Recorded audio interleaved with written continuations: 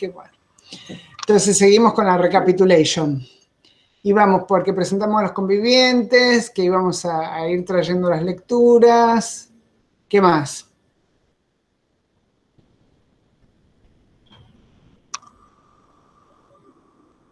Karina Mazzola presenta a Flor y conviviente no humano. Ahí va. ¿Alguien más quiere presentar algún o alguna conviviente? Antes de que vayamos a lo que sigue. ¿No? Tomo Bueno, palabra. dale. ¿Qué? Azul, mi hija menor, que generalmente se asoma, pide beso, abrazo, hace preguntas y esas cosas siempre en la clase. Ya está presentada formalmente. Hola, Azul, ¿cómo vas? Hola. ¿Bien? Buenísimo, gracias. Gracias. Quizás en la última clase podemos organizar para cantar algo al principio todos juntos y que vengan todos los chicos y chicas que quieran, sean hijos nuestros o no, no importa. Ahí podemos Tomo invitar a palabra. cualquiera. Azul, ¿te gusta cantar? Más o menos. Es media vergonzosa, más o menos, dice, con el chum. Bueno, con la cámara apagada, cantamos. Claro. Yo soy un perro cantando, así que con todo respeto por los perros, pobres, que por ahí cantan bien y yo no. Así que bueno, vamos con... Trayendo un poquito las lecturas. Sí, creo que Vanessa había enganchado para hablar. Dale, Vanessa. No, quería presentar a Malva, que siempre está conmigo acá, escuchando toda la clase, es un cachorrito. Siempre está. Buenísimo, gracias. Bueno, en la medida en que vamos avanzando, si alguien después quiere ir presentando a otros y a otras, avanti, por supuesto.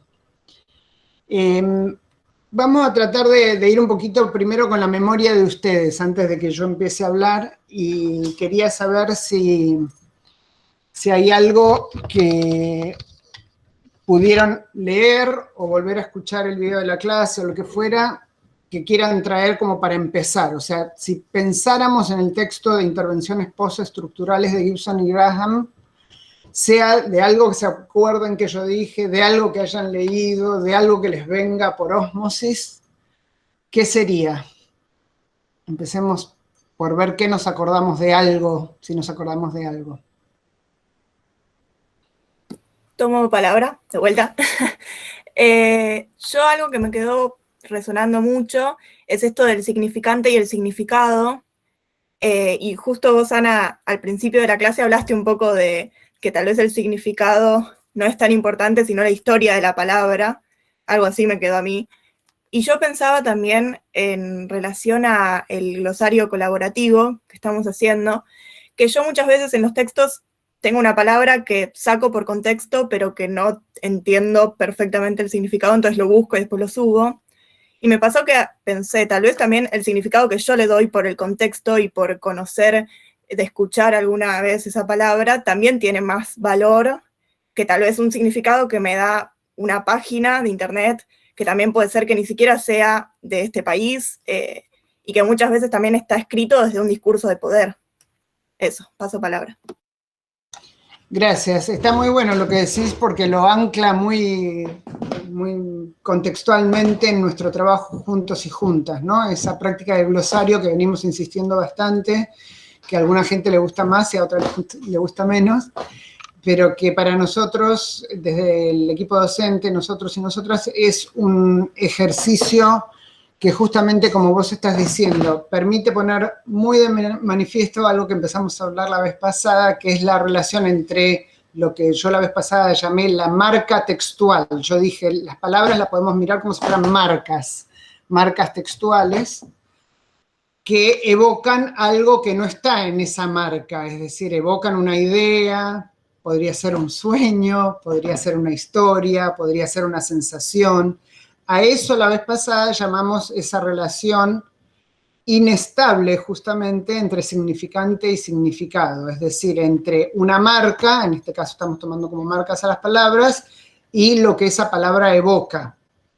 Y algo interesante, lo que estás trayendo, Eloísa, con el ejemplo, es que justamente tu ejemplo pone muy de manifiesto que los significados se generan contextualmente que por lo tanto, algo que parece ser lo mismo, el mismo significado, en realidad puede no serlo. Entonces ahí hay un punto de entrada que está bien interesante en relación al texto de Gibson y Graham, porque parte de lo que dice ese texto es lo que vos acabas de decir con otras palabras. Supongo que vos ya lo habías pensado así. Sí, exacto. Entonces resulta interesante porque lo pone bien en contexto del trabajo que estamos haciendo. Sí, Mica creo que está diciendo en el chat que había un ejemplo con las botas y las sillas. ¿Se acuerdan de esas imágenes que yo mostré la vez pasada de botas que no eran botas y sillas que no eran sillas?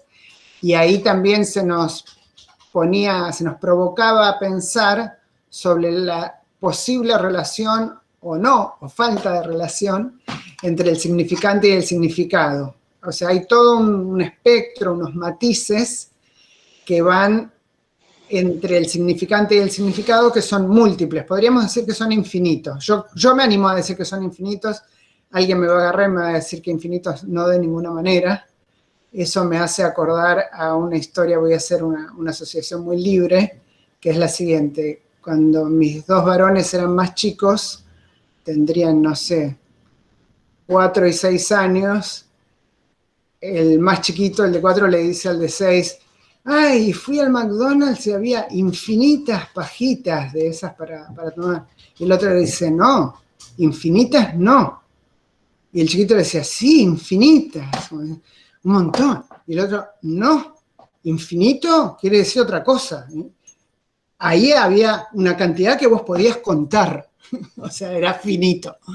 Así que bueno, capaz que alguien me agarra y dice, no, los significados no pueden ser infinitos. Yo creo que sí, pero bueno, eso lo vemos otro día. En todo caso, lo que sí estamos tratando en esta materia es de poner un poquitito en cuestión esa estabilidad de los significados y tratar de alertarnos a todas y a todas que en todo caso los significados son construidos y por lo tanto pueden ser reconstruidos, pueden ser puestos en tensión, pueden ser recuperados. Justo en el bloque anterior hablamos mucho de las palabras con re. Recuperar, revivir, reganar, si se acuerdan. Y en todo caso también nos pone en esta senda de pensar qué podemos recuperar y qué podemos inventar. Sabrina Mancilla, avanti, paso palabra. ¿Qué tal? Buenas noches, tomo palabra. Bueno, hoy tuve sobredosis de voz, Ana, porque el lunes pasado no asistí a la clase y estuve de las 3, 4 de la tarde viendo las clases en YouTube. Uy, pobre. Y por otro lado, la anterior clase habías comentado que íbamos a hablar un poquito del postestructuralismo, de Saussure, y yo lo estudié en el profesorado, y sinceramente cuando lo nombraste dije, ay, no, otra vez.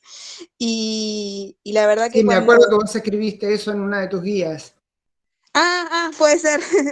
Y cuando leí el texto, la verdad que me contenté mucho y o sea, comento esto y lo retomo porque fue algo que sentí justamente con esto que estaba comentando usted y Eloísa, de que cuando a mí me lo enseñaron en el profesorado era algo acabado, nunca se cuestionó o se reformuló o se amplió un poco estos postulados de Saussure, ¿no? Y leerlo de alguna forma de la mano de estas autoras, la verdad que me reconfortó también bastante. Paso palabra. Qué bueno, qué suerte que tiene un efecto sanador. Sí. Paso palabra por si hay más asociaciones. Algo más para asociar, para traer, para recuperar, para recordar. Tomo palabra. Avanti. Bueno, a mí me pasó algo parecido a lo que contaba recién Sabrina. Yo en la clase pasada comenté que había tenido como una primera mala experiencia con el tema de significado significante. Me parecía algo muy difícil de entender. Y leyendo el texto de Graham Gibson Graham, me acercó de otra manera, absolutamente. O sea, la verdad es que es como mucho más grande el tema y ahora sí me resulta más llevadero y más entendible, que es lo que se busca, ¿no? Así que eso, paso palabra. Qué bueno. ¿Qué más? más humano y real, dice Mara. ¿Tomo palabras? ¿Se me escucha? Avanti, ¿sí? Sí. Hoy vi el video, ya había empezado a leer los textos. Yo estoy haciendo paralelamente la diplomatura de Rita Segato con Género, Raza e Injusticia. Y Rita Segato leí bastante, es alguien que me vuela la cabeza. Y los textos de Ana son develadores porque quitan el velo sobre ciertas cuestiones, y también desveladores, porque no los puedo llevar a la cama porque después no puedo dormir más. Duermo muy mal por todas las cosas que quedan pendientes por hacer. Así que a la cama me llevo filosofía, que ya está hecho, e historia. Pero el insomnio que te debo, Ana, es único. ¡Pobre de mí! No, es un buen insomnio. Y hoy te escribí sobre el tema de la postura, el lugar de ocupar. Y bueno, cuando vi que decías que era un texto complicado, dije, qué suerte, debo haber progresado mucho porque es uno de los textos que lo leí y más o menos podía sacar algo en claro. Sabiendo que si Derrida no está bien presentado, si Foucault está manipulado, que son los que más conocía, pueden ser muy dañinos y muy complicados, ¿sí? Porque en el otro también está la superioridad de explicar algo de manera que el otro no lo entienda y yo lo entiendo. Y esta cosa del otro para la necesidad de ser uno. Y como dice Rita Segato, no quiero, como es multidiversidad, multiculturalidad, lo que quiero son muchos unos. Porque el otro hace que el uno sea uno. Sin hombre no hay mujer, para ponerlo en binario. Y me partió la cabeza esto. O sea que hacete cargo que me tenés sin dormir, no sé dónde estoy parada para trabajar. Estoy en un punto de inflexión. Gracias, paso palabra. Está bueno, hay un movimiento así que se va generando. Obviamente lejos de nosotros en el equipo docente de pensar que le íbamos a preocupar, a producir insomnio con los textos de la materia, pero si es un insomnio que te deja pensando como con algo nuevo por venir, está bueno. Yo de esos insomnios tengo todos los días. Hay un chiste interno en mi casa que creo que ya lo dije, que es que yo mientras duermo sigo y es un poquito así, pero bueno, son tipos de personalidades, ¿no? Yo hoy cuando escuchaba la paz que traían las personas que invitamos, pensaba la verdad que tengo que hacer algo para ir hacia la paz, porque todavía a mí no me llegó.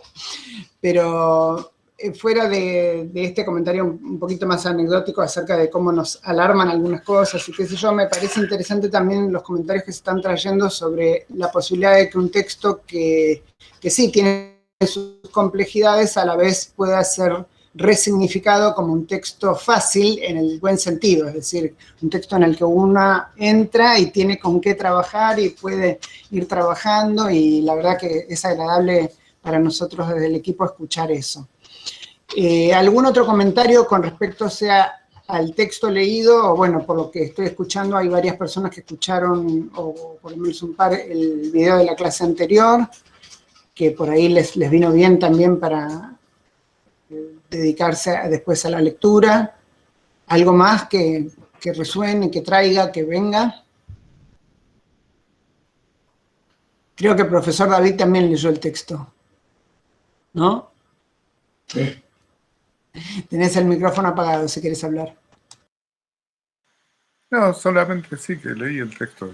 Me pareció muy interesante las tres mecanismos que planteaba la genealogía, bueno, no me acuerdo en este momento el detalle, la deconstrucción y la performatividad.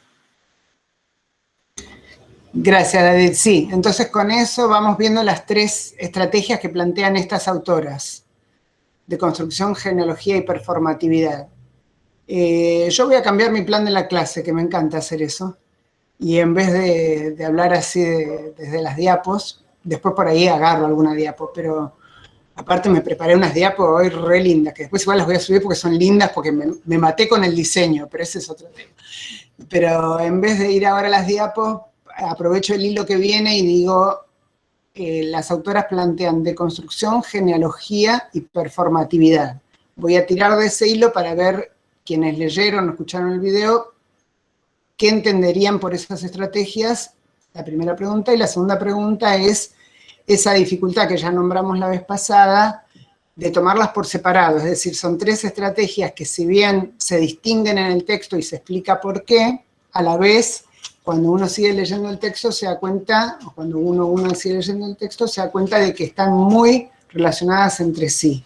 Entonces me gustaría escuchar algún rebote. Me acuerdo que Fabricio la vez pasada había dicho, si no me acuerdo mal, la palabra manija, como que querías ir a leer el texto. Si no me acuerdo mal, por ahí estoy confundiendo el término y la persona, pero si no me acuerdo mal, paso palabra para saber si pudiste leer. Por ahí no tuviste tiempo y no lo leíste, pero quería saber si habías tenido tiempo. Sí, no, me pude poner hoy porque, nada, estuve a mil con otras cosas, pero sí, me pude poner a leer hoy algo y llegué hasta la parte de genealogía. Me hablaba un poco de esto de Foucault, de hacer un análisis crítico del discurso que se da y de dónde viene, y que no es algo espontáneo, digamos, sino como que viene con un brebaje previo, digamos, por lo que entendí. Sí, creo que alguien en el chat, que si no recuerdo mal fue Tomás, había puesto el término análisis del discurso. ¿Tomás está acá o se tuvo que ir? No sé. Agustín, yo le digo Tomás, pero es Acá Agustín estoy. en realidad. Sí. ¿Vos vas como Agustín o como Tomás? Como Mayormente como Agustín. Agustín. ¿Querías comentar algo sobre eso, Agustín? Porque vos No, propusiste. que justamente es muy interesante el análisis del discurso que hace Foucault y además es muy interesante cómo lo ponen en práctica mismo en el texto, porque toman una situación histórica y muestran cómo se va desarrollando ese proceso o esa metodología. Es eso. Gracias. Claro, sí, los y las que pudieron leer el texto completo habrán visto que estas 2 personas que son autoras del texto vienen de la geografía económica y van presentando ejemplos de ese campo de trabajo.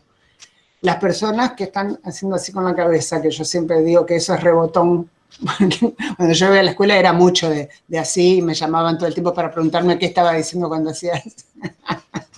Bueno, pero las personas que están con la cabeza así, si tienen ganas, no es obligatorio, y quieren aportar algo sobre esto que acabo de decir, o sea, cómo ingresa la geografía económica, que es una disciplina que yo calculo que ustedes, eso no se animan, bien, que yo calculo es una suposición, que muchos y muchas de ustedes podría ser que este sea el primer contacto con la geografía económica feminista, no sé, quizás me equivoco, pero si es el primer contacto, me gustaría escuchar si llegaron hasta el final, porque sobre todo se va deshilando en la medida que va avanzando el texto, ¿no es cierto? O sea, ¿hay algún pensamiento sobre este aspecto concreto de la geografía económica y cómo estas autoras, como dice Agustín, articulan con ejemplos lo que primero presentan a un nivel conceptual? Paso palabra.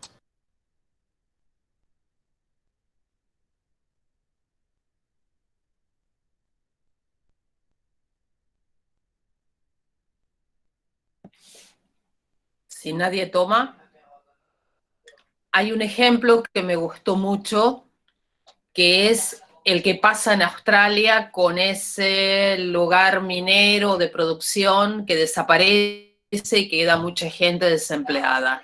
Y cómo abren el juego, porque sacan el eje, porque todo el artículo habla de quién es el eje y el uno, al que hay una sumisión, ¿no? Ese es el poder de Foucault.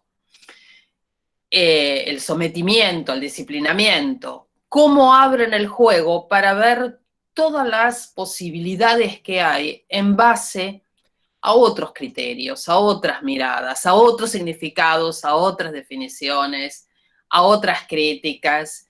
Ese ejemplo es el que más me gustó y me tocó mucho. ¿Qué otras posibilidades hay fuera de quien tiene el poder? Ese me encantó. Gracias. Y esto que vos traes, estas 2 autoras lo retomaron, lo retrabajaron en otro texto que se tradujo al castellano, que en castellano creo que se llamó retomemos la economía, que para mí quizás no es la traducción más feliz, pero en inglés es Taking Back the Economy, y lo que ellas hicieron ahí es justamente dar muchos más ejemplos que este que hay en este texto, con esta misma mirada. Es decir, cuando nos ponemos a observar lo que las personas hacen en concreto, que ahí está, ahí el profesor. Qué bueno que tengo al profesor David, te voy a contratar, Burín, todas las clases. Mostrá de nuevo, por favor, si no te molesta. Muchas gracias. No, no se ve ahí. Ahí va.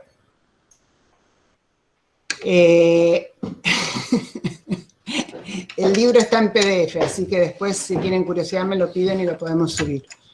Lo que estaba recapitulando con esto es que estas autoras se preocuparon por traducir muchos de estos ejemplos, que ahora Fernando trajo uno, a ese libro, y además ese libro lo hicieron de un modo que puede ser un libro que se pueda usar en muchos contextos diferentes, porque este artículo, si bien es un artículo que por suerte ustedes encontraron amigable, sigue siendo un formato de escritura bastante restringido para un cierto código.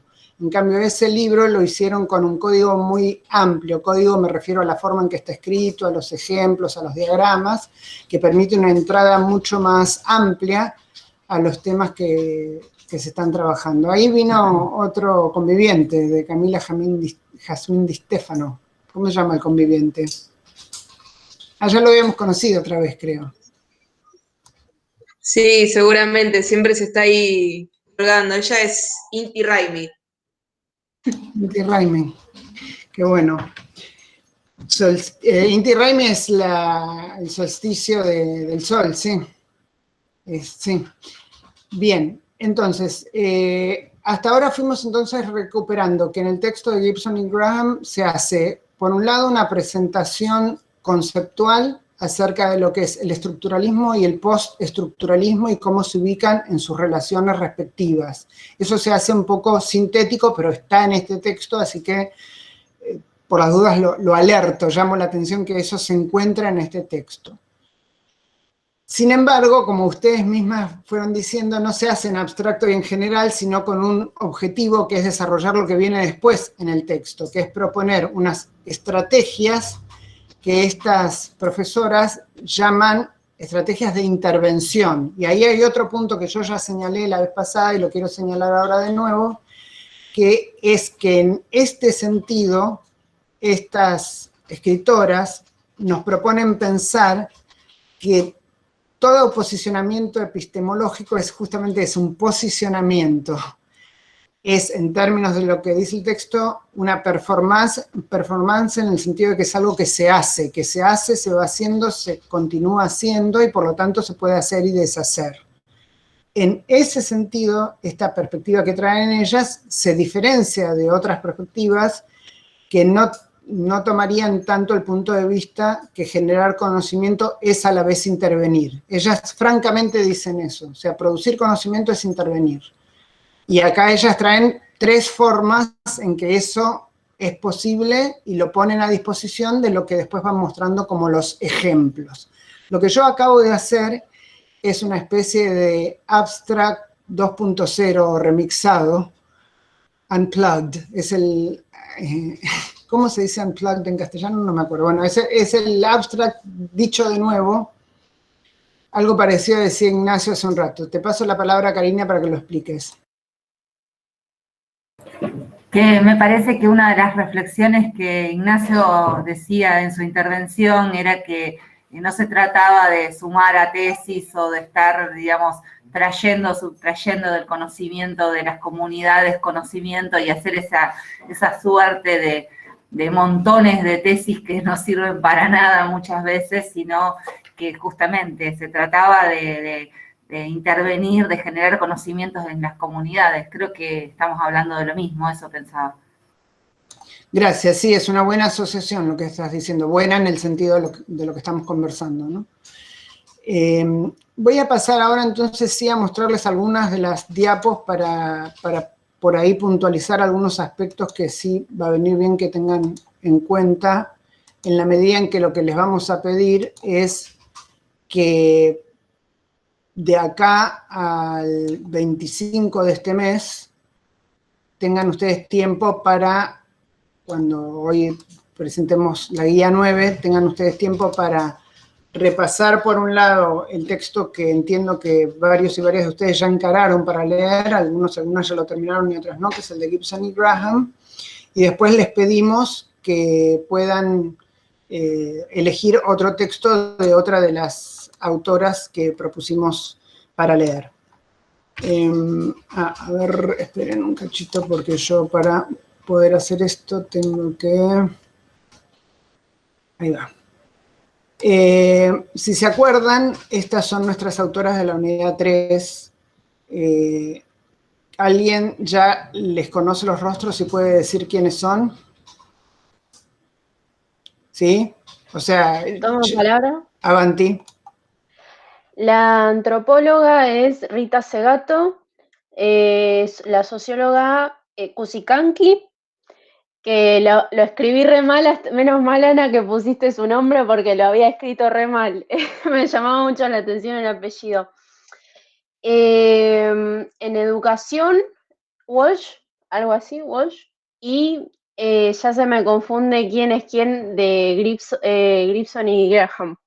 Gibson y Graham, sí. Esa confusión que vos tenés es un poco intencional y provocada por ellas. Yo ya expliqué la vez pasada que ellas trabajan, si bien Julie Graham falleció hace 10 años, que es la foto de más a la izquierda, ellas asumieron ese nombre de autoría y Katherine Gibson lo sigue utilizando. No sé si prestaron atención que hoy, en un momento, Ignacio mencionó que nosotros nos conocemos también de un grupo que se llama Community Economies Research Network. Las iniciales en inglés son CERN, C-E-R-N, y después si tienen curiosidad me piden el link a la página y pueden ir a verlo.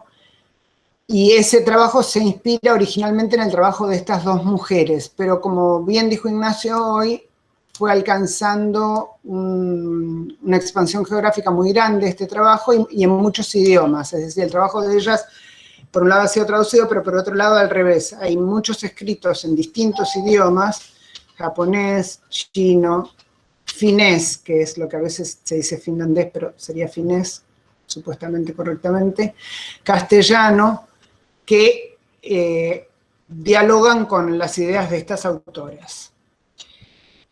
Los 3 textos que hay recomendados para poner en relación con el de Gibson y Graham son de Walsh, Rivera Cusicanqui y Segato, como bien dijeron recién. Y una cuestión que nosotros pensamos del equipo docente es que las estrategias postestructurales pueden funcionar como una suerte de conceptos llave. En este sentido, concepto llave estamos llamando a algo que nos permite abrir otra cosa. Una cuestión posible de hacer por ustedes sería leer los textos de cualquiera de las otras 3 autoras, Walsh, Cusicanqui y Segato, y usar como si fuera una llave las estrategias postestructurales y ver qué se abre, si es que es posible. Nosotros creemos que es posible y por eso estamos dando este ejemplo como posibilidad. Entonces, una pregunta que podríamos hacernos es si efectivamente estas autoras echan mano de esas estrategias postestructuralistas, aunque no las llamen así. Es decir, no van a encontrar en el texto tal cual lo que dicen Gibson y Graham acerca de las estrategias postestructuralistas. Van a tener que hacer un esfuerzo analítico, de análisis de relación, para ver si algo de lo que traen esas autoras a ustedes les permitiría decir que efectivamente ponen en marcha algo de estas estrategias postestructurales o postestructuralistas.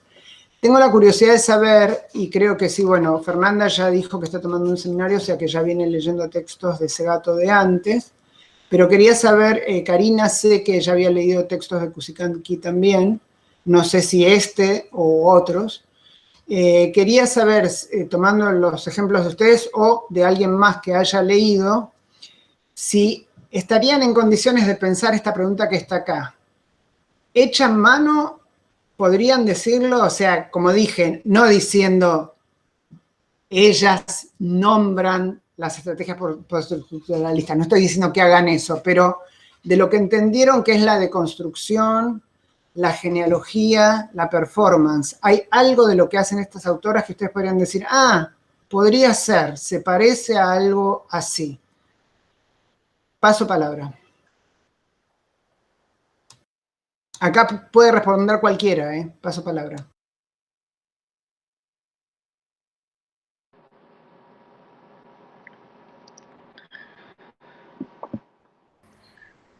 Kuczynski, perdón, es una deconstrucción en sí misma.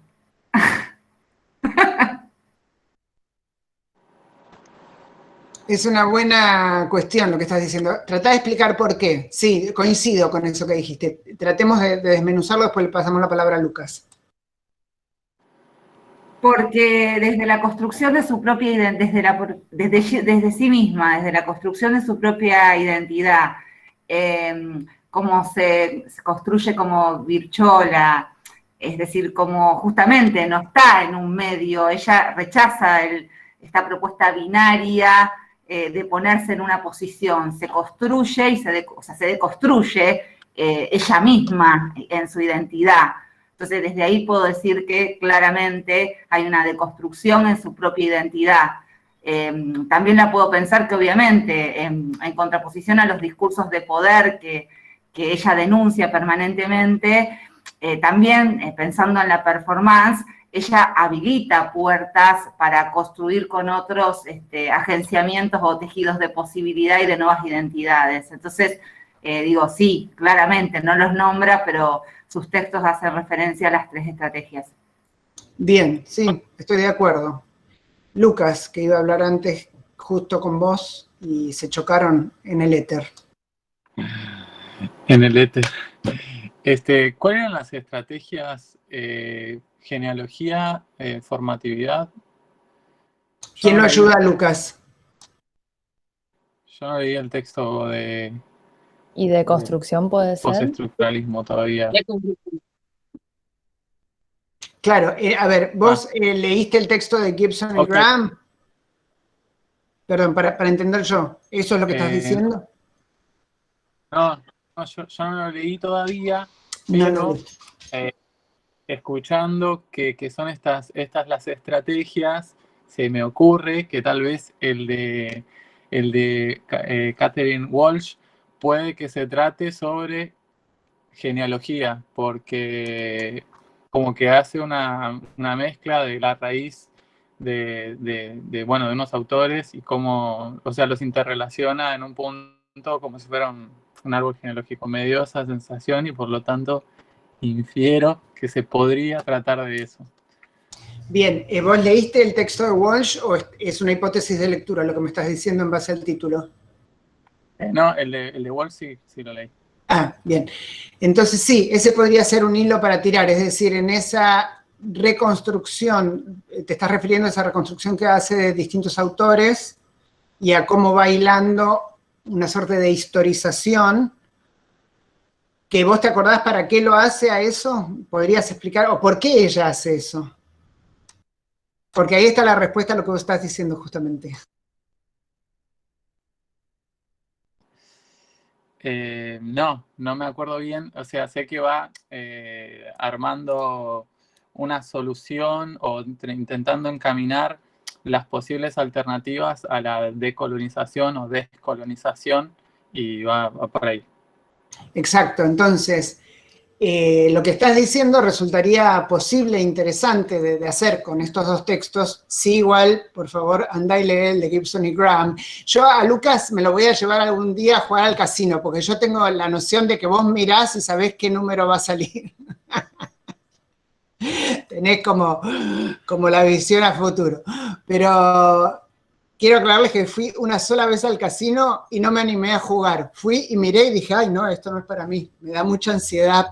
Así que no.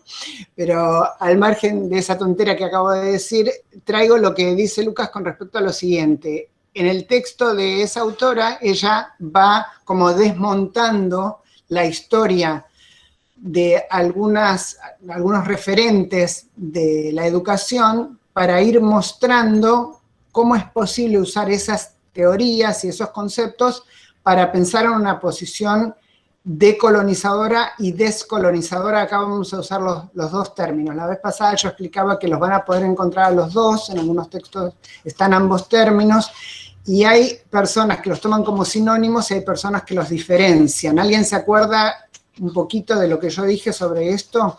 Pero sí, en definitiva, perdón, voy a terminar con esta idea que vos trajiste para reafirmarla. Sí, en definitiva, lo que hace esa autora en esa parte del texto es una historización que podríamos pensarla como una genealogía, en el sentido de que va tomando cómo esos términos también tienen sus disputas, porque el concepto de genealogía también trae una parte de ese aspecto que no es una mera historización narrativa. Primero pasó esto, después pasó lo otro, después pasó lo otro. La genealogía trae una carga de pensamiento acerca de identificar tensiones, disputas, que si se acuerdan, sumo esto más, habíamos hablado en su momento de ese concepto de Foucault, que es la arqueología, y si se acuerdan, habíamos dicho la arqueología es como que se hace un mapa y se ve qué capas tectónicas hay. Y Foucault tiene otro concepto, que lo elaboró posteriormente al de arqueología, que es el concepto de episteme o episteme, que lo diferencia de la definición tradicional de episteme, que tradicional en el pensamiento griego, la definición de episteme era como el opuesto a la definición de doxa o conocimiento del sentido común. Él toma la palabra, pero le da un poquitito otra idea, y lo que dice que es la episteme, una arqueología de las epistemes. Está bueno eso que estás diciendo. Ahora lo voy a tomar, Agustín, espérame un cachito. Lo que dice que es la episteme es el modo que toma carácter hegemónico en un momento y lugar. Entonces, cuando Foucault habla de epistemes, lo que va a decir es que hay una episteme, por ejemplo, característica de lo que se llamó el Renacimiento en Europa, y que ese tipo de episteme tiene, por lo tanto, ciertos criterios de verdad, que en ese caso estuvieron asociados a empezar a ligar la prueba empírica al conocimiento de la meditación o filosófico o abstracto. Dejo ahí muy resumido, porque no es tema que nos interesa meternos ahora. Sí lo traigo porque podría ser útil recordar que Foucault, en su trayecto existencial, va recuperando su propia teoría y reformándola, y además para mí también es un autor que deconstruye, reconstruye, en el sentido que antes decía Karina, que hace Cusicanqui con su propio ser.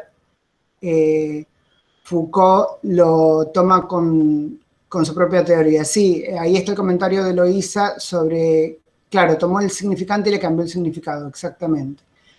Y Agustín Tomás proponía pensar en una especie de arqueología de las epistemes, y justamente eso es uno de los libros de Foucault, después si quieren la referencia me lo piden, tiene un poquito ese punto de vista y va tratando de mostrar cómo en el tiempo el criterio de verdad cambió de acuerdo a ese régimen. Él, cuando habla de episteme, habla de régimen, pero régimen acá quiere decir como forma de ver, forma de pensar. Él lo llama régimen de denunciación y de visibilidad, pero es otro curso, otro tema. Acá está bueno, igual que vamos hilando para que a ustedes les quede por lo menos algunas marcas auditivas y podamos hacer esto que decía antes Fernanda, que es que a veces hay autores o autoras que están puestos en un lugar de inaccesibilidad. Nosotros combatimos eso con todas las uñas y dientes que yo tengo. O sea, yo no considero que pueda haber cosas que no sean accesibles a todas las personas que tengan curiosidad. Punto. Me empiezo a poner así como medio esquemática, pero de verdad creo que es muy importante que quienes ocupamos un lugar en la tarea educativa podamos pensar y sostener eso. Dar acceso es algo que es fundamental. Entonces, bueno, acá en esta diapo lo que estamos viendo es que sería posible en principio decir que por lo menos Walsh, Segato y Cusicanqui serían autoras posibles de ser leídas en esta clave de las estrategias postestructurales. ese PowerPoint tiene muchas diapos y probablemente lo que voy a hacer es como hice alguna otra vez, que en alguno de estos días voy a grabar la presentación y la voy a subir al canal de YouTube. Vieron que yo tengo un canal de YouTube de UNSAM. Les aviso por si todavía no se dieron cuenta que me pueden seguir por ahí, no para que me sigan a mí, sino para que tengan el material accesible hablando de acceso. Así que después voy a grabar las diapos estas que preparé porque hay bastante material ahí como para presentarles otras formas de leer. Ahora me quedo contenta con que hayan salido estos ejemplos y hayamos podido poner a navegar algo acá entre nosotras y nosotros.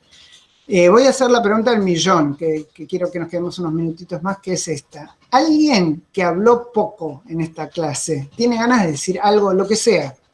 Porque está bueno escuchar la voz. O sea, por ejemplo, a Luca creo que lo escuché hablar una sola vez, a Florencia la escuché más de una vez, a Jennifer también, a Sofía Burgos no me acuerdo de haberla escuchado. Uy, se empiezan a ir. Martina Harte se fue porque pensó que iba a pedir que hable.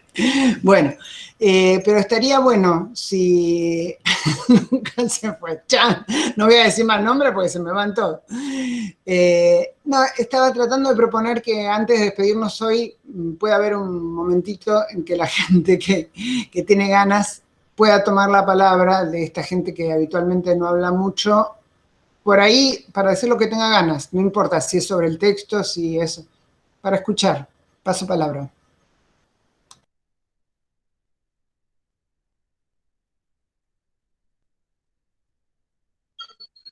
Hola, profe, ¿se escucha? Sí, te escuchamos.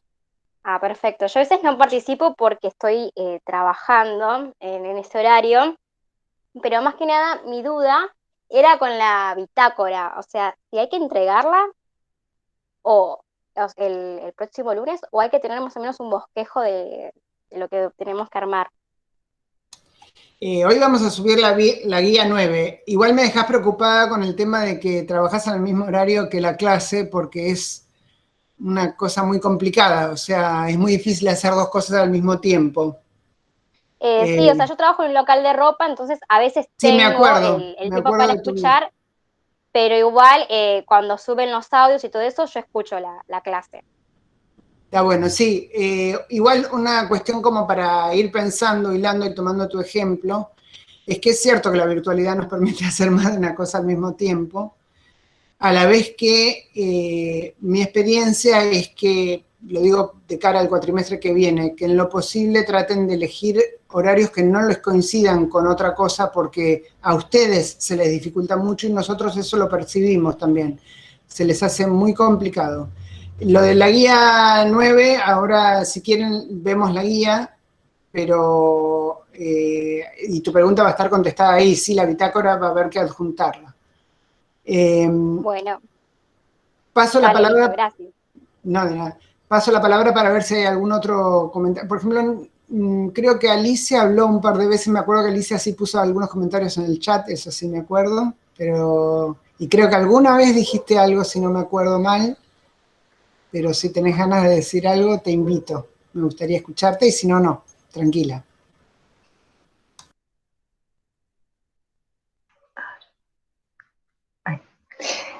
Hola. Bueno, no, más o menos lo que yo venía contando con mi grupo es que como que la materia me viene atravesando más por el tema de la vida, ¿no? Es como que, si bien está súper interesante y la verdad que re potable, aprender todo lo que aprendimos hasta ahora, me viene como atravesando todo lo emocional a morir y bueno, lo de hoy también. Comparto con una de las chicas que dijo que se le había llenado los ojos de lágrimas y la verdad que sí. Pero bueno, un poco también lo estoy contando en la bitácora, ¿no? Es como, por ejemplo, esto de... A veces yo el año pasado, por ejemplo, tuve que recurrir mi hijo empezó a tener tics motores, y más allá de que la pediatra me dijo, bueno, llévalo a hacerse todos los estudios para descartar que sea físico, yo tuve un momento donde necesitaba saber qué estaba haciendo mal, ¿no?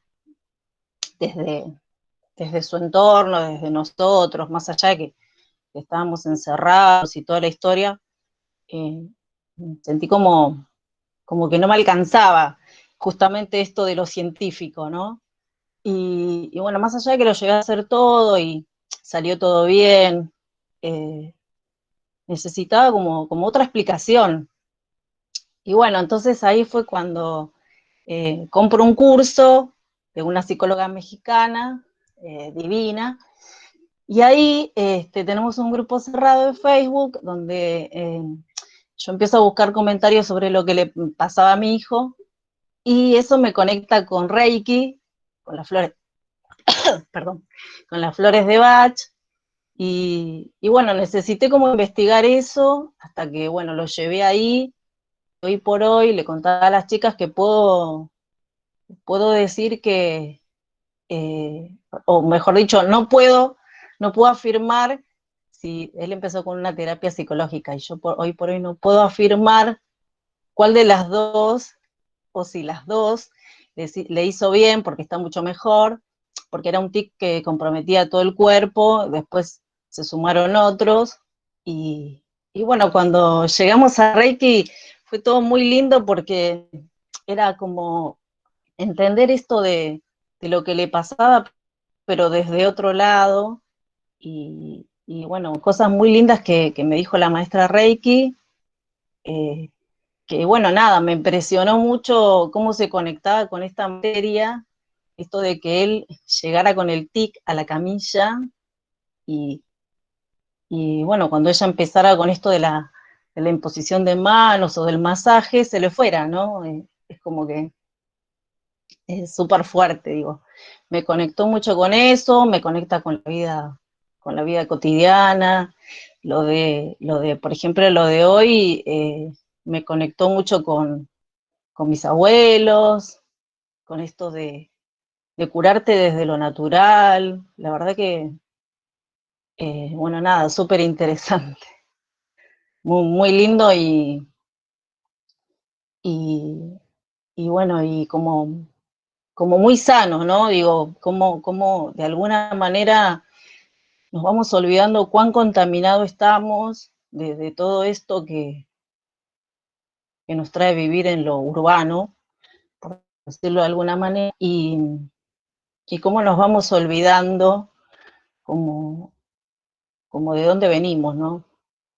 Y lo que nos hace bien, y lo que le hacemos a la tierra, que un poco lo vimos en el video de las chicas del guano, creo que era. Así que bueno, básicamente eso, muy, muy interesante todo, y bueno, y había llegado en un momento que no me acuerdo si era en la guía 5, que me había llegado como a preguntar tantas cosas que llegué como a sentir que como que me desestabilizó tanto, porque ya como que no sabía qué era cierto y qué no, ¿no? Como que me pasó eso. Por otro lado, yo me había desvinculado tanto de lo que era estudiar en la universidad hace 20 años, entonces fue muy lindo empezar después de 20 años con un grupo que te acompaña tanto, que yo justamente una de las causas por las que dejé fue porque me sentía sola. O sea, si bien tenía la familia que tampoco apoyaba mucho en ese momento, la universidad era como que súper frío todo, y el otro día me acordaba, que estoy cursando también historia, y me acordaba como que una vez el profesor de historia, cuando yo recursaba la materia de historia, porque no me gustaba, me dijo, bueno, se ve que se acordó mi apellido, que yo la estaba recursando, y en un momento dijo, bueno, ahora me río, pero en ese momento no me gustó, me dijo, ay, Alicia Soto, la vamos a nombrar asistente de cátedra, y yo, porque la estaba recursando.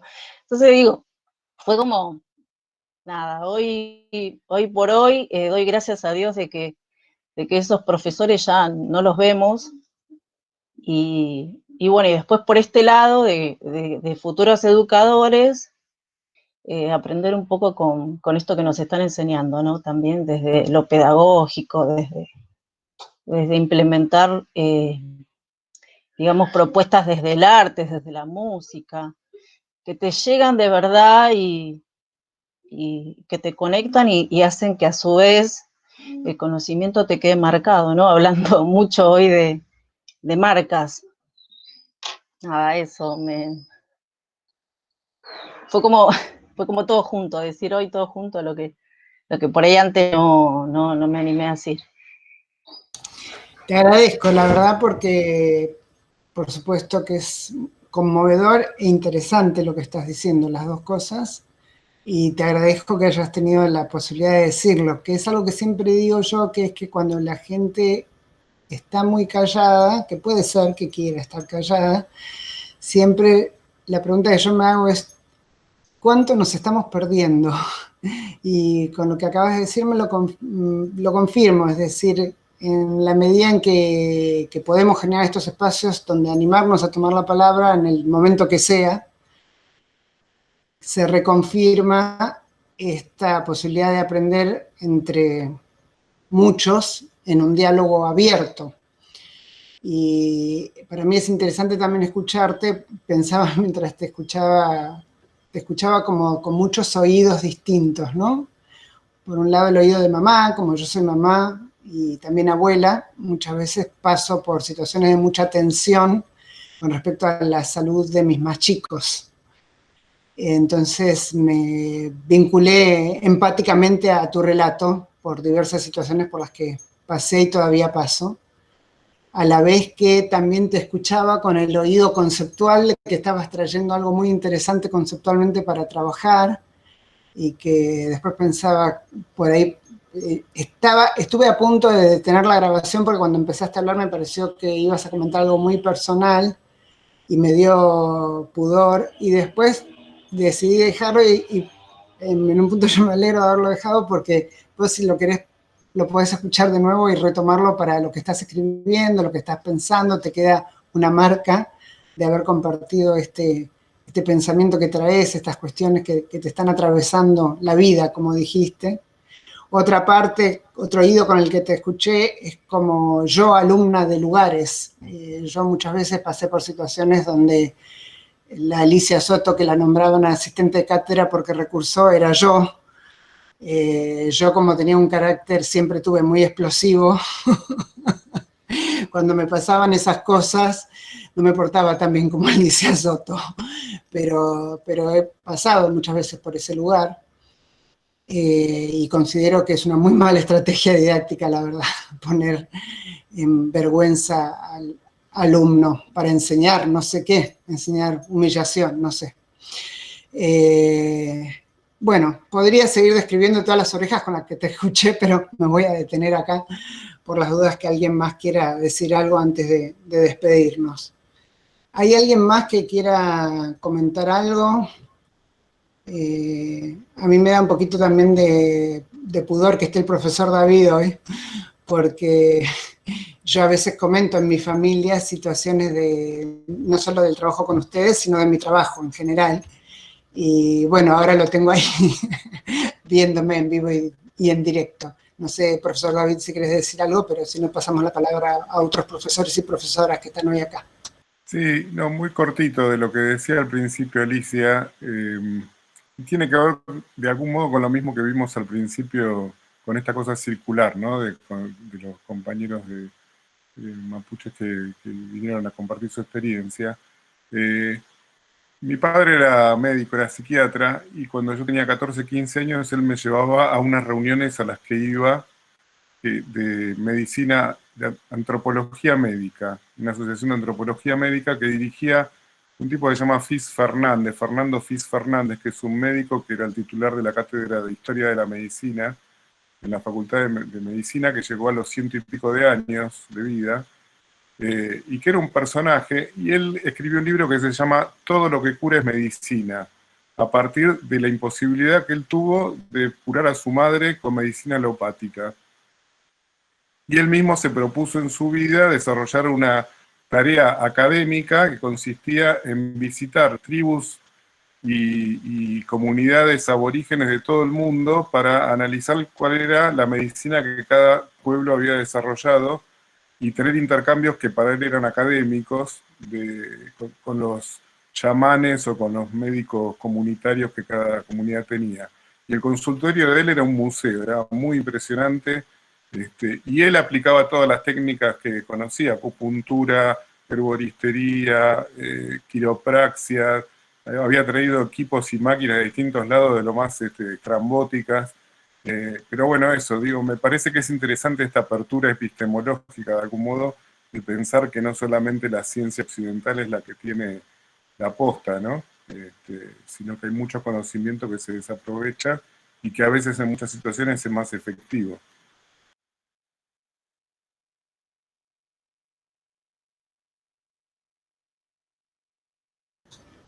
Gracias, David. Creo que tenían preguntas sobre la guía 9 y ahora mismo la vamos a estar subiendo, y como el campus no anda, o anda y no anda, la vamos a subir a ese reservorio que ustedes armaron en su momento donde habían puesto las guías 7. Entonces la guía 9 va a estar ahí en una carpeta que se llama guía 9. Ahora en esa carpeta hay un archivo que dice que vamos a subir la guía 9, todavía no está la guía 9, pero ahora mismo la vamos a subir. Y lo que voy a hacer en estos 10 minutitos que quedan, si tienen la inquietud, es mostrar la guía y conversarla como hicimos la vez pasada. Si piensan que no necesitan quedarse porque les parece bien que después la leen y la entienden, obviamente no hace falta que se queden. Y si tienen que ir o a preparar la cena o a comer, vayan nomás, pero vamos a darnos, porque además creo que Sofía antes había pedido un poquito, había preguntado sobre eso, entonces vamos a aprovechar estos minutitos para subirla. A ver, primero la voy a subir para que ya esté en acceso para todo el mundo. Denme un segundito.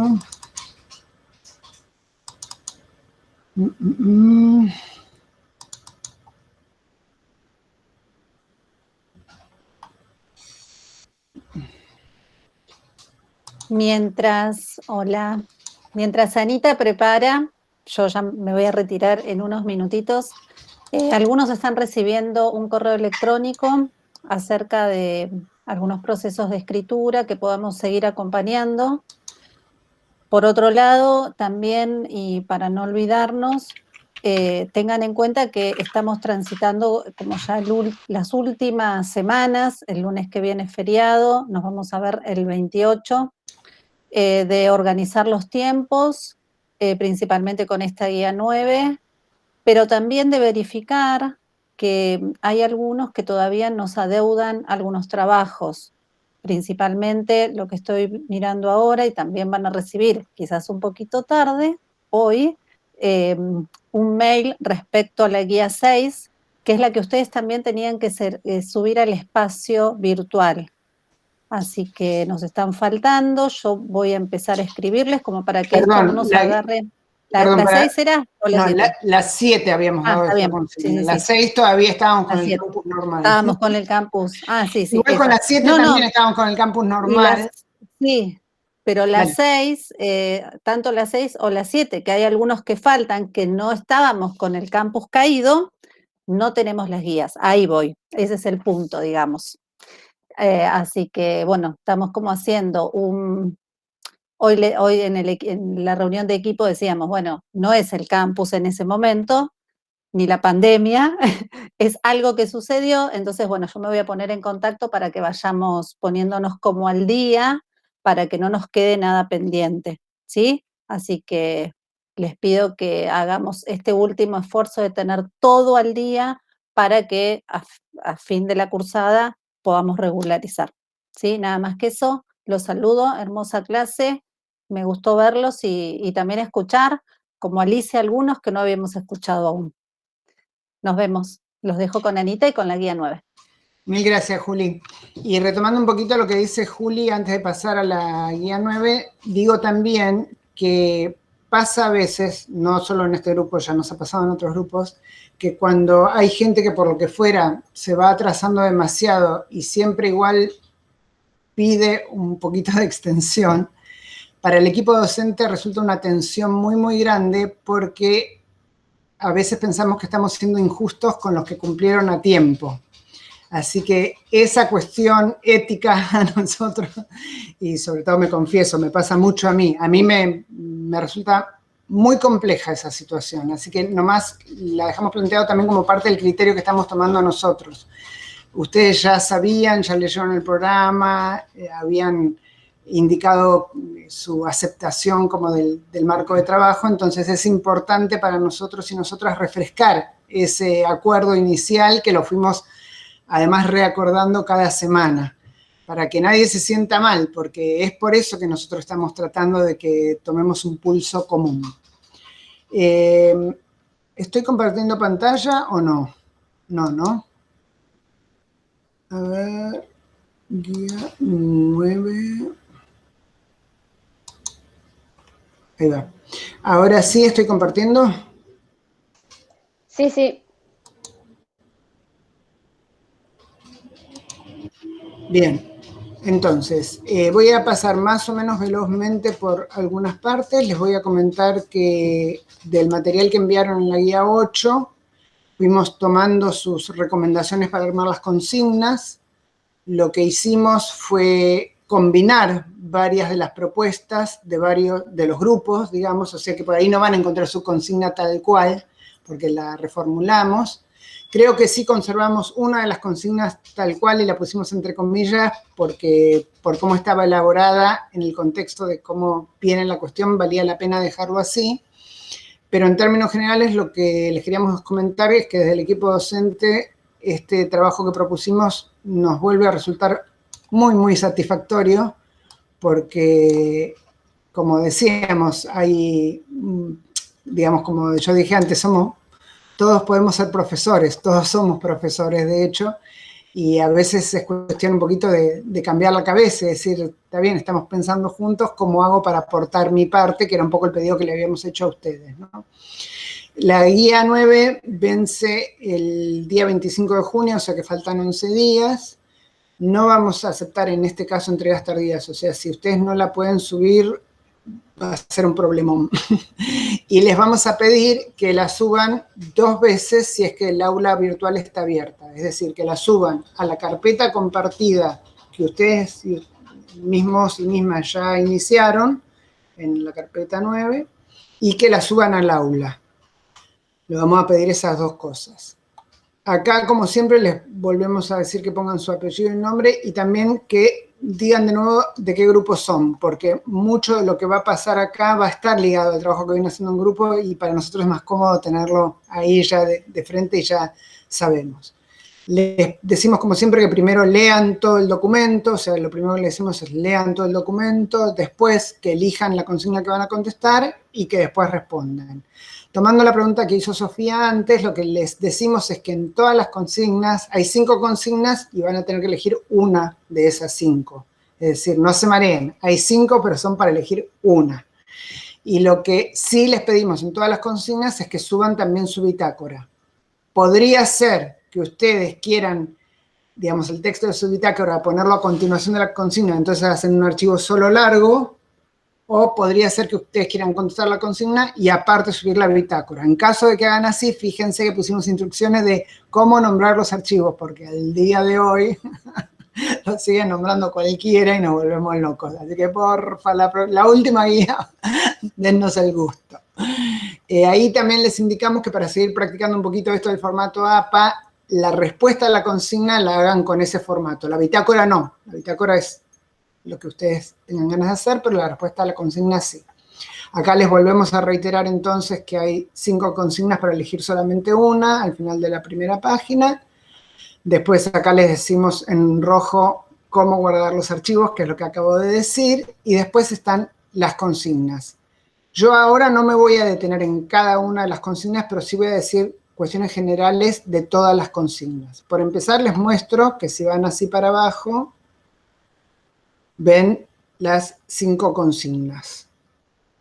Lo que también les pedimos siempre que lean al principio antes de elegir cuál contestar es que las consignas son bastante diferentes entre sí porque por suerte pudimos tomar la diversidad, variedad y riqueza que ustedes mismos y ustedes mismas plantearon. Entonces ahí, la verdad que son distintas. Entonces está bueno que tengan una idea de cuál les copa más, cuál les gusta más. Hay una consigna que es la primera y por eso la pusimos primero. La consigna no tiene ningún orden de importancia ni de complejidad. No es que la primera es más fácil y la 5 más difícil, nada que ver. Les aviso por las dudas que crean que es así, no. Pero sí pusimos primero esta primera porque esta es una reescritura un poquito, cambiamos algunas cositas de una propuesta de ustedes. Esta necesita ser una parte hecha con otros u otras. Entonces les avisamos que si toman la primera consigna, tienen que encontrar por lo menos 2 personas más que quieran hacer esta consigna para poderla hacer, porque el grupo mínimo para resolver esta consigna es 3 personas. Igual, la respuesta es individual. Cada uno tiene que escribir un texto individual. Pero el trabajo, les pedimos que lo hagan con los demás. Después, en cada consigna les vamos diciendo, por ejemplo, esta consigna tiene, en la primera, dice, esta consigna tiene 3 pasos, están acá. Esta consigna tiene 2 pasos. Consigna 3 tiene 2 pasos también. La consigna 4 tiene 2 pasos y un tercero que las integra, que integra los pasos. La 5 tiene 3 pasos que luego se integran en un 4º paso. O sea que vayan fijándose, como digo, que las consignas son completamente diferentes. Lo que sí tienen en común es que todas les piden que trabajen con la bitácora, todas les piden que trabajen con los textos que fuimos trabajando en las 3 unidades, todas les piden que en principio busquen vincular muy explícitamente su trabajo de bitácora con lo que vayan a escribir, y todas las consignas tienen la cuestión de que al tomar propuestas que hicieron ustedes, nosotros creemos que apuntan a los intereses que surgieron del grupo, es nuestra esperanza y expectativa. Es decir, lo que tienen en común las consignas es que tomamos todo el material que ustedes trajeron y lo tratamos de combinar de un modo que fuera lo suficientemente claro como consigna y que cubriera los intereses que ustedes fueron trayendo. Voy a dejar de presentar para ver, bueno, no sé cuántos quedamos, que por ahí poquitos, pero entonces lo que refresco con esto es que la guía 9 está subida en ese espacio compartido por ustedes, está dentro de la carpeta guía 9 y las entregas, por favor, háganlas ahí y también por el aula virtual. Todavía no pudimos habilitar la entrega del aula virtual porque hasta que entramos a la clase hoy estaba caído el campus, así que cuando lo habiliten vamos a poner para que ustedes lo puedan mandar por ahí también. Chantal Amaya tiene la mano levantada. Paso palabra.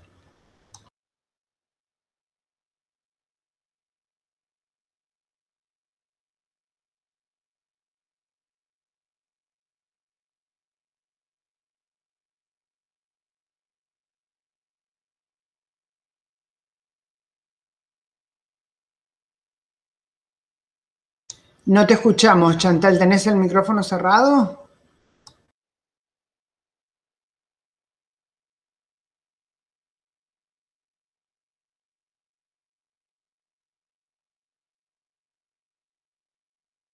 Mientras Chantal va viendo si puede abrir el micrófono, ¿hay alguna otra consulta o algo que quieran decir?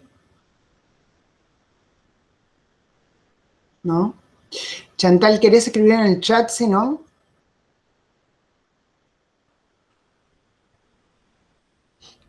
Ahí justo preguntó cómo se citan las imágenes en el chat. Ah, buenísimo. En la guía te pusimos los links al formato APA y el formato APA tiene una forma de citar imágenes que se denomina figuras.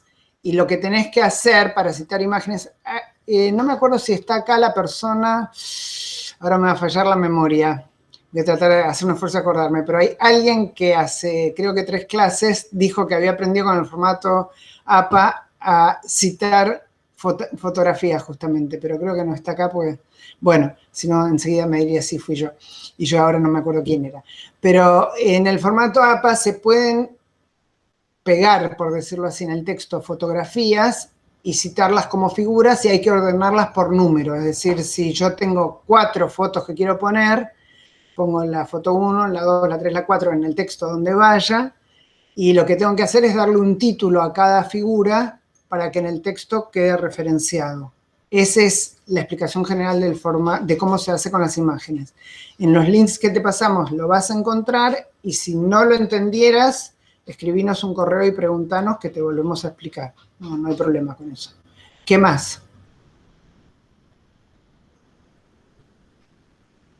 ¿Nada más? Bueno, muy profunda la clase de hoy. Me quedé contenta con todo lo que pudieron traer los compañeros de Chile y la compañera. Hay gente a la que yo respeto mucho y quiero mucho. También me gustó mucho la invitada anterior, Sofía. Pero a Sofía la conozco mucho menos que a estos compañeros. Así que es lindo para mí brindarles a ustedes la oportunidad de conocer gente vieja y nueva para mí. Así que bueno, nos invito a hacer lo mejor que podamos de acá al final del cuatrimestre porque sé que viene muy complicado. Y hoy en el correo que me encargué de pasar yo, habíamos puesto que como el 21 no hay clase, si hay alguien que tenga alguna duda o algo que necesite trabajar ese día, yo estoy dispuesta ese día, en el horario de la clase, a encontrarme si hace falta con alguien o con algún grupo o con alguna persona que necesite elaborar algo. Así que creo, a ver, para tener noción, ese mail que yo mandé hoy pasó por el chat de ustedes. Sí, o sea que yo tengo que suponer que todas las personas están enteradas. ¿Supongo bien? Sí, buenísimo. Dani, ¿tenés cámara? Antes de irnos, si tenés cámara quiero decir una cosa. Dani Sayago, no sé si estás y tenés cámara. Bueno, capaz que se fue. Sí, profe, acá estoy. ¿Tu país original cuál es? No, acá Porque estoy. vos en su momento me habías comentado y yo ahora no me acuerdo. Venezuela, soy de Venezuela. Ah, es Venezuela, ahí va. Y lo que te quiero preguntar es esto, vos en Venezuela, si me acuerdo bien, en tu vida habías dicho que habías hecho ya una carrera anterior, ¿no es cierto? Sí, yo estudié una licenciatura en Administración Comercial y después comencé a estudiar Educación, pero la abandoné justo cuando me vine. Ahí va.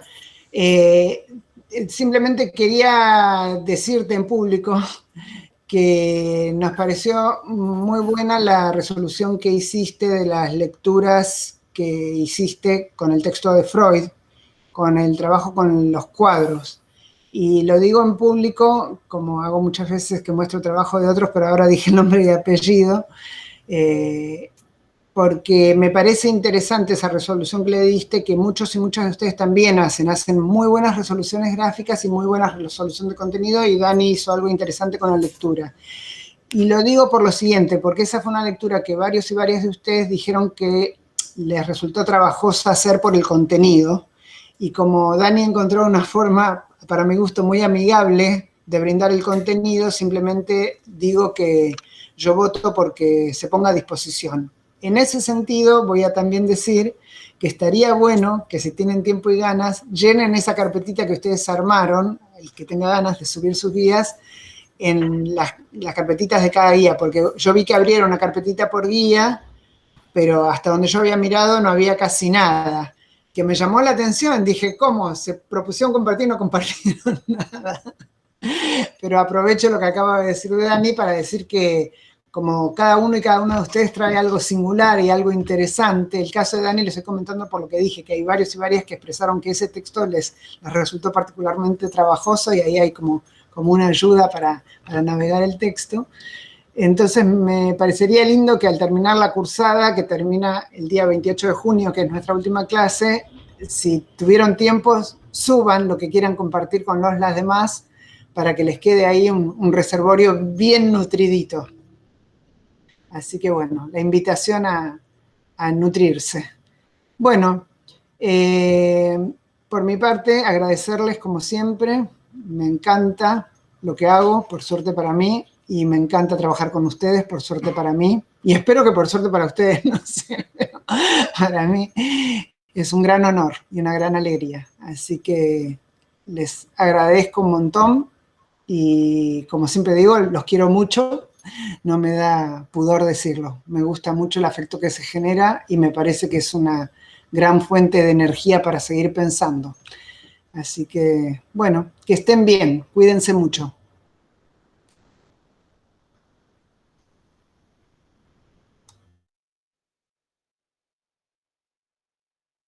Chao, hasta luego.